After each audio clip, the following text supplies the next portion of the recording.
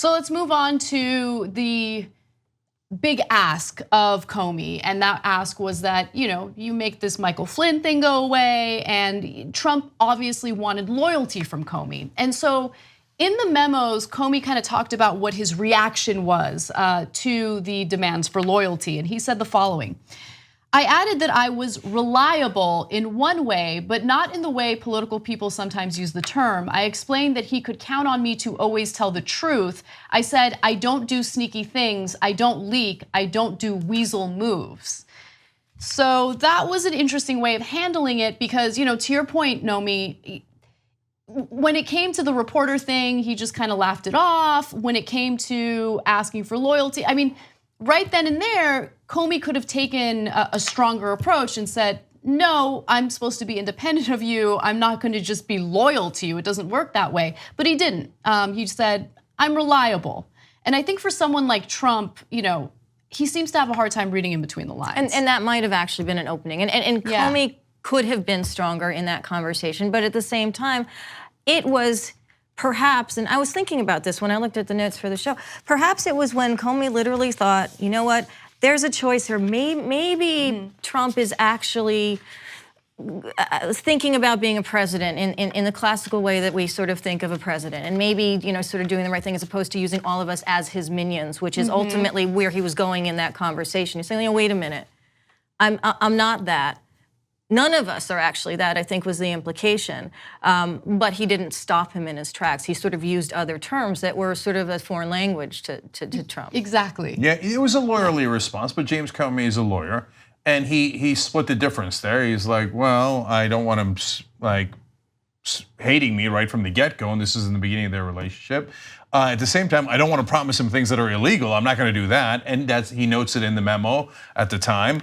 And I got to tell you, I don't think that it's that bad a compromise. And I'll give you a personal example, and I don't know that it speaks well of me, but when I was at MSNBC, and we were talking about this recently a couple of shows ago, and so it popped into my head. The head of MSNBC, Phil Griffin, asked me to act more like the establishment and tone it down against the Democratic Party, et cetera.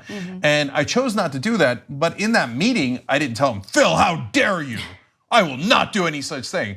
I just, I definitely didn't say yes, and I didn't say no. I just, in my head, thought, hell no. And I went harder against the Democrats than against the establishment, but I didn't say it in the meeting. So to be fair to Comey, he compromised in the language, but made it clear in his memos, and clear enough if Trump had any degree of intelligence, that he wasn't just going to do whatever he asked him to do politically. Right. So now here's another part of the memo. While the president tried to urge Comey to let it go with Flynn, apparently he also wasn't sure about the man he tasked with national security issues. So apparently Trump had his own reservations about Michael Flynn. So apparently he had told Comey, according to the memos, that he had some issues with Michael Flynn as well, that he didn't trust his judgment, which I think is interesting. But then also simultaneously asked Comey to let the Michael Flynn thing go, don't investigate him. Yeah, that made me wonder if Flynn has anything at all on Trump, because if Flynn had something on Trump, I don't think Trump would be ambivalent about him. He would probably come out roaring and be like, no, Flynn is awesome, he's fantastic, he's the best national security advisor anybody's ever had, right? And I would know because I'm a very stable genius. So that makes me think Flynn doesn't have much on Trump. And that makes sense because he's not a longtime ally like Michael Cohen. But anyway, these are contemporaneous notes. And again, you get a sense of authenticity here because at the time he wrote also some things that were, in a sense, positive about Trump.